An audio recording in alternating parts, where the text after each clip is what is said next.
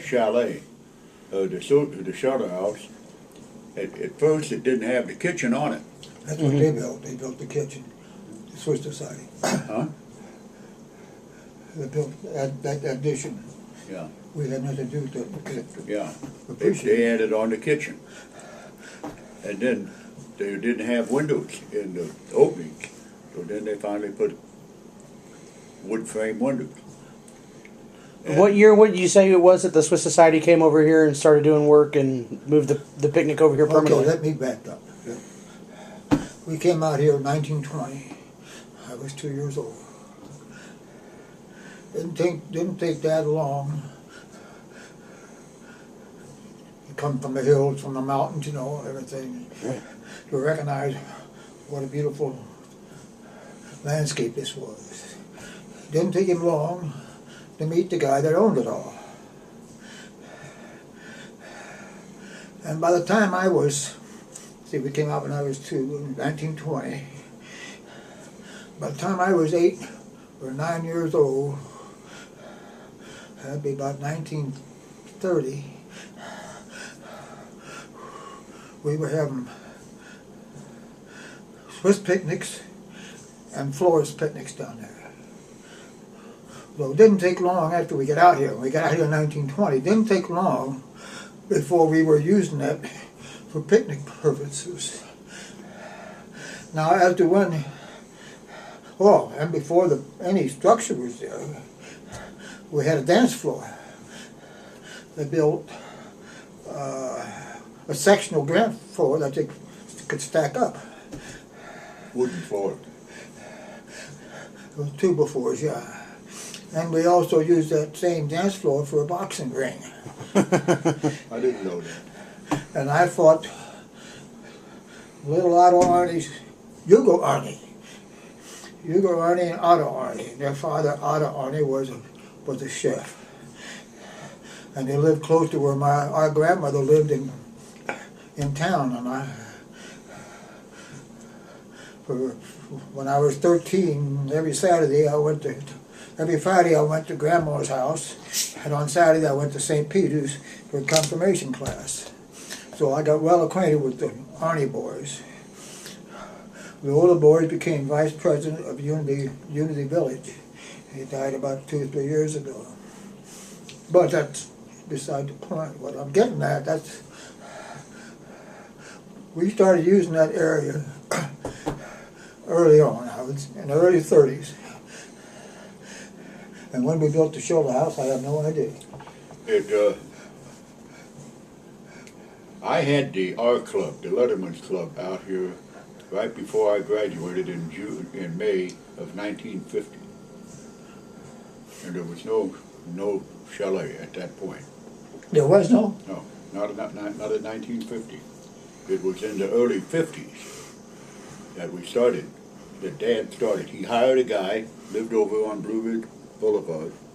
Can't think of his name. He was a friend of Kenny Bonnett's, and he laid the blocks for the. They laid the blocks for this house too. Yeah. 2 guys. All 3 of these houses they laid the blocks for the basement. So in the early 50s, they started building what we now know as the shelter house. Yeah, I'd say 53, 55, something like that.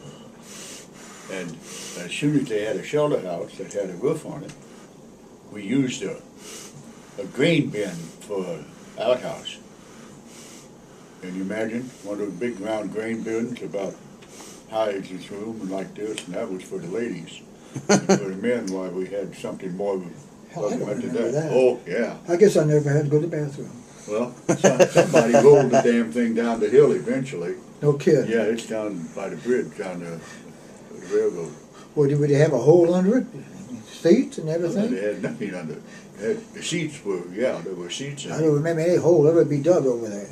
It wasn't dug, it was just maybe sod was lifted and there was a little place that you could get wet, and a week later it was dry again.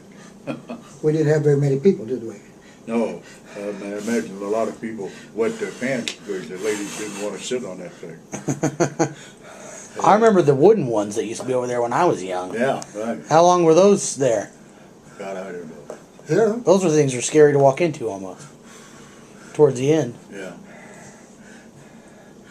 Well, I even remember putting a sign on this wooden outhouse, not the metal one. Incidentally, Wait a the minute. Kupfer sign is underneath my garage. Okay, It used to be over there yeah, in that garage. okay.